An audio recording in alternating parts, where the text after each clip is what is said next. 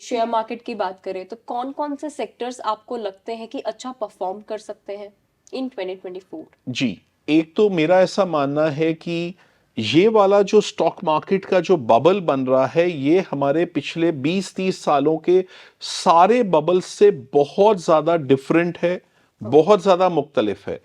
अगर मैं बात करूं 99 2000 के बाद आपको मालूम है कि हुँ, एक बबल बर्स्ट हुआ था, मगर वो मोस्टली जो बबल है वो टेक्नोलॉजी स्टॉक्स में था।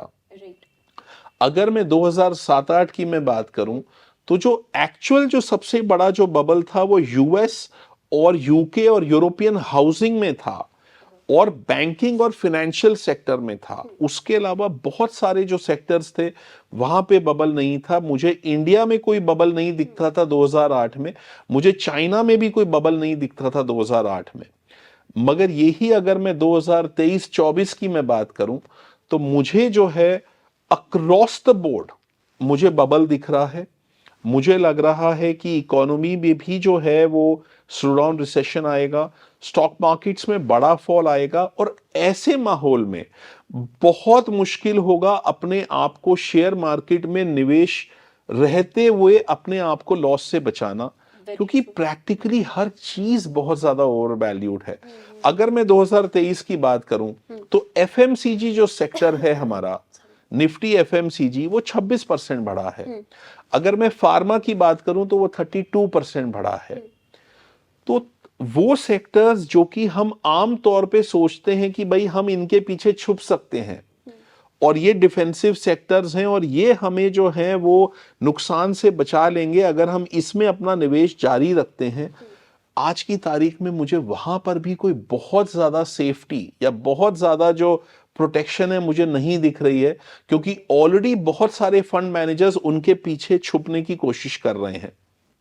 मगर मैं ऐसा ये नहीं कहूंगा कि कोई 100% के 100% शेयर्स जो है नेगेटिव में बंद होंगे 2024 में। हुँ, जाहिर है मार्केट्स डाउन भी गए तो 5 10 15% स्टॉक्स होंगे जो कि ये साल पॉजिटिव जो है रह के बंद होंगे।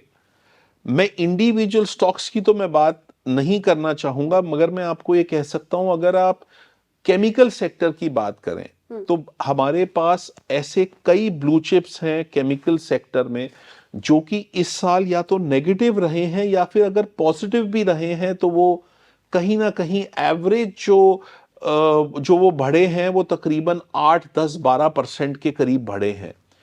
तो वहां पर प्रॉबली मुझे लगता है कि आप कुछ समय के लिए हाइड कर सकते हैं, हुँ, बट अक्रॉस द बोर्ड अगर मैं एफएमसीजी और फार्मा की बात करूं तो काफी हद तक ओवर वैल्यूएशन है। हुँ, स्मॉल कैप और मिड कैप में बहुत ज्यादा ओवर वैल्यूएशन है। ओके। तो ये तो क्लियर है कि हम स्मॉल कैप और मिड कैप में से बिल्कुल सतर्क रहने की सलाह देंगे, रादर लगातार प्रॉफिट बुकिंग की सलाह देंगे, लगातार वहां से प्रॉफिट निकालने की सलाह देंगे।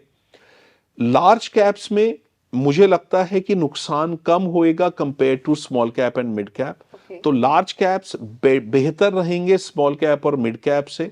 और लार्ज कैप में भी हमें बहुत बहुत ज्यादा सतर्क रह के हमें हुँ, स्टॉक्स चुनने होंगे। राइट। ऐसे स्टॉक्स जहां पे कि प्राइस अर्निंग रेशियोज जो हैं रीजनेबल हैं, जो स्टॉक्स जो कंपनीज आने वाले 1 2 साल तक हमें विजिबिलिटी है कि अच्छा करते रहेंगे, हुँ, तो बहुत सतर्क रह के इस तरीके के स्टॉक्स चुनने होंगे।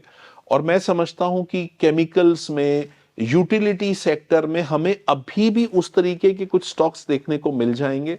बट अक्रॉस द बोर्ड जो है बहुत ज्यादा मुझे डेंजरस टाइम लग रहा है। मगर ये मैं यहां पे एक कैविएट देना चाहूंगा हुँ, कि जनवरी और फरवरी जो 2024 के हैं वो जरूरी नहीं है कि वो डाउन मंथ्स जाएं, क्योंकि मार्केट्स में अभी एक मोमेंटम है जो मोमेंटम कि है। मार्केट्स को कुछ हद तक और ऊपर लेके जा सकता है या उनको गिरने से बचा सकता हाँ, है।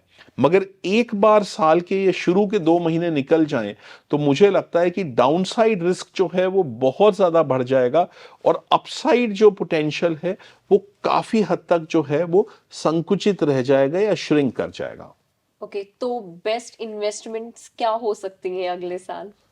जी, देखिए मेरा ऐसा मानना है कि 2021 से लेके बल्कि हाँ, 2020 पोस्ट कोविड से हुँ, लेके 2023 दिसंबर तक एक बहुत बड़ी वेल्थ जनरेशन हुई है, ना केवल हिंदुस्तान में बल्कि तमाम stock markets of the world में एक्सेप्ट फॉर चाइना।